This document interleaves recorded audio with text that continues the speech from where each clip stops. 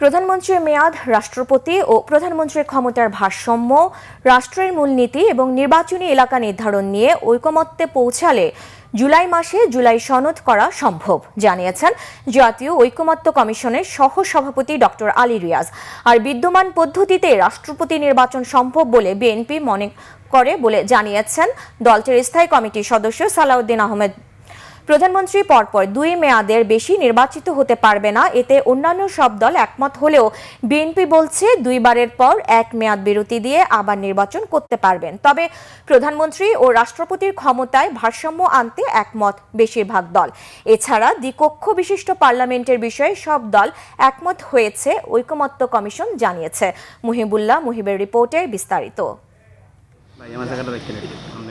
প্রধানমন্ত্রীর মেয়াদ, সংবিধান ও রাষ্ট্রের মূলনীতি এবং নির্বাচনী এলাকা নির্ধারণ নিয়ে বৃহস্পতিবার ফরেন সার্ভিস একাডেমিতে জাতীয় ঐকমত্য কমিশনের সাথে বৈঠকে বসে 29টি রাজনৈতিক দল।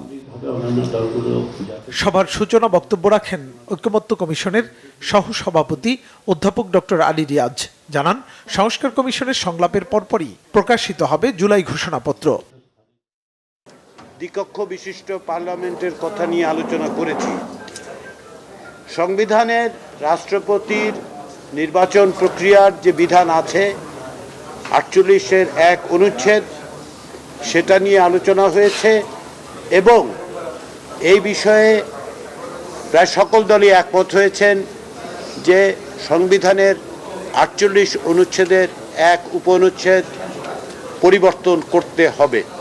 বৈঠক শেষে বিভিন্ন রাজনৈতিক দলের নেতারা জানান, প্রধানমন্ত্রী ও রাষ্ট্রপতির ক্ষমতার ভারসাম্য আনতে একমত বেশিরভাগ দল। আমরা নীতিগতভাবে এক্সটেন্ডেড ইলেকট্রাল কলেজের পক্ষে প্রেসিডেন্টের নির্বাচনের জন্য, কিন্তু আমরা একটা কথা বলেছি যে লোকাল গভর্নমেন্ট নির্বাচনটিও কেয়ারটেকার সরকারের অধীনে হইতে হবে, যেমনিভাবে পার্লামেন্ট নির্বাচন কেয়ারটেকার সরকারের অধীনে হবে। যে আইডিয়াগুলো নিয়ে আলোচনা হয়েছে তাতে করে এই আলোচনাও এসছে যে ইউনিয়ন পরিষদের চেয়ারম্যান, মেম্বারগণ, স্থানীয় সরকারের বিভিন্ন পর্যায়ের ইলেক্টেড প্রতিনিধিগণ, পৌরসভা, সিটি কর্পোরেশন সহ জেলা পরিষদ সহ তারা এখানে ভোটার হবেন কিনা, এই আলোচনা ওখানে এসছে। তো বিভিন্ন রকমের মতভেদের কারণে রাষ্ট্রপতির ইলেকটোরাল কলেজ সম্পর্কে যেহেতু সিদ্ধান্ত আসা যায়নি, সেটাও পরবর্তীতে আলোচনার জন্য পেন্ডিং রাখা হয়েছে। 2 কক্ষে 500 আপনার সদস্য এবং এক্সটেন্ডেড 76 জন, 576 জন, এইটাকে ইলেকট্রাল কলেজ হিসেবে বিবেচনা করার পক্ষে আমাদের দলের মতামত।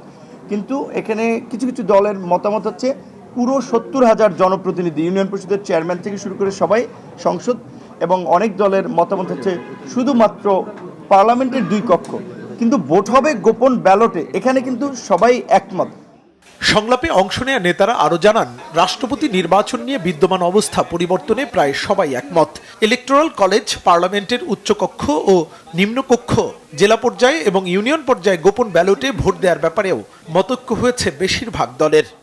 আগে যেটা ছিল শুধুমাত্র নিম্নকক্ষের পার্লামেন্টের মেম্বাররাই শুধু রাষ্ট্রপতি নির্বাচনে ভোট দিতেন, এখন উচ্চকক্ষ যদি হয় উচ্চকক্ষের সদস্যরা ভোট দিবেন। এখানে গুণগত কথা সেটা হচ্ছে আগে 70 অনুচ্ছেদে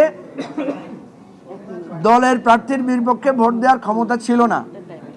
এখন 70 অনুচ্ছেদে আমরা যে অ্যামেন্ডমেন্টটা এনেছি বা সংস্কারটা করেছি, সেখানে দলের প্রার্থীর বিরুদ্ধেও সংসদ সদস্যরা ভোট দিতে পারবেন। সকলেই ঐকমত্য হয়েছেন যে প্রায় সবাই যে বিদ্যমান ব্যবস্থা যেটা আছে সেটার একটা বদল ঘটাতে হবে এবং সেখানে ইলেকট্রাল কলেজ তৈরি করার ব্যাপারে আসলে একটা প্রস্তাব আছে।